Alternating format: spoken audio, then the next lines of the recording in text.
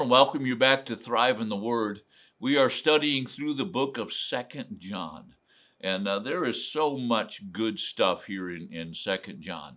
It's really a letter written to the church, and it's a letter that just is full of love, and it's full of correction. It's full of an alert. Um, because there's a lot of stuff going on in the city of Ephesus, and that's basically where the letter was written from, and it's also where the letter was written to. And so this is really a teaching of John the Apostle, and he's teaching the church, and he's living in Ephesus at the time, at least that's what we believe, that he's living in Ephesus at the time that he's writing this. But he's writing it, and he's writing it as a personification. In other words, he's talking about the church being a lady. In fact, he says in the very first verse, he says, to the chosen lady and to her children. Now, we believe that that chosen lady is not really a lady in the church. We believe that he's talking about the church at Ephesus and all the churches that are in the Asia Minor area that began because of the church in Ephesus. Now, we're in verse number 7 today. And John, it looks like he's changing his message a little bit, but he's really not. And he says this, he says, I say this because many deceivers have gone out into the world. Now, what's he saying?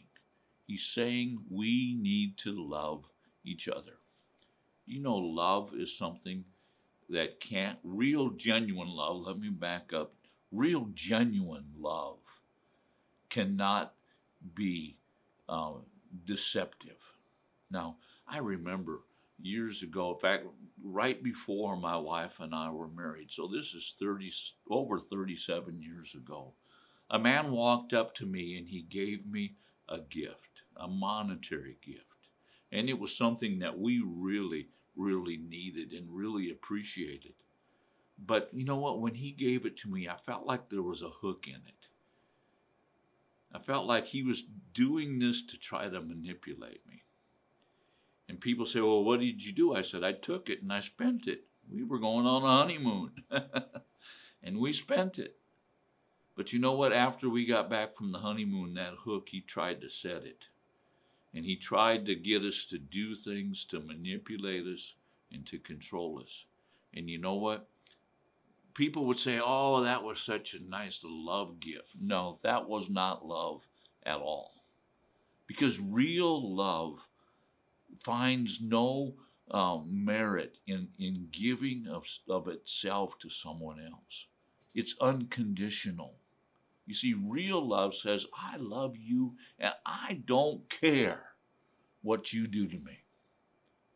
That's what Jesus did. And that's what real love is. And so John now is saying there's a lot of deception going on. The deceivers, there's many deceivers that have gone out into the world. And what do they do? Now, these deceivers, John's going to describe them. It says, and they deny that Jesus came in a real body. They deny that Jesus came in the flesh. How do you know a deceiver? Well, you need to find out what they believe. Do they believe that Jesus is the Son of God and that he came in the flesh, that he was incarnated? That's why we celebrate Christmas. We celebrate Christmas because it's when God came in the form of a man. He took on the flesh of a man. Didn't take on his sin, at least not at that time, but he took on the flesh of a man. You know, Jesus walked on the earth just like you walk every day. Jesus was hungry. Jesus needed to sleep. Jesus needed the physical things that you and I need. but yet Jesus lived here without sin. So John says, he says, they deny that Jesus Christ came in a real body. And then he goes on, he says, such person is a deceiver and an antichrist. Now, let me just stop right there. What is John saying? He's saying that person is a deceiver. That person has come to mislead you, to lead you away from the truth. Now, I've heard people say, well, you know what? If you call somebody a deceiver, that's not love. You know what?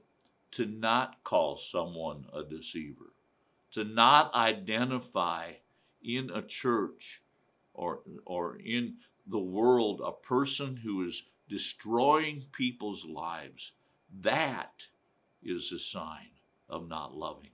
You see, when you love someone, you're going to cry out wolf when you see a wolf.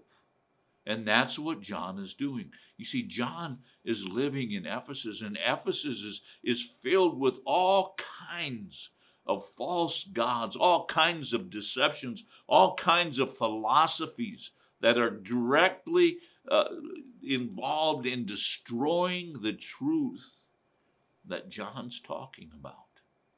And so John says these people who deny that Jesus came in the flesh, they are deceivers. They are trying to mislead you. They are trying to destroy all the things that God has done in your life. And then he also says, and these are an antichrist. They are not the antichrist. And we need to understand that there are many antichrists in this world. They are coming against the church. Now, there's going to come a day when one of those people is going to rise to the surface, and they are going to take control of the earth. But until that time happens, there are many people who are out there, and they are trying to destroy what Jesus has done for us. They're trying to destroy Christ. They are antichrist. So they're not only deceivers, but these people are actively involved in trying to destroy the Christian faith and trying to destroy Christ himself. So John writes us this morning, and we're going to continue looking at this in our next video. I hope that you join us tomorrow. God bless you until we speak to you again.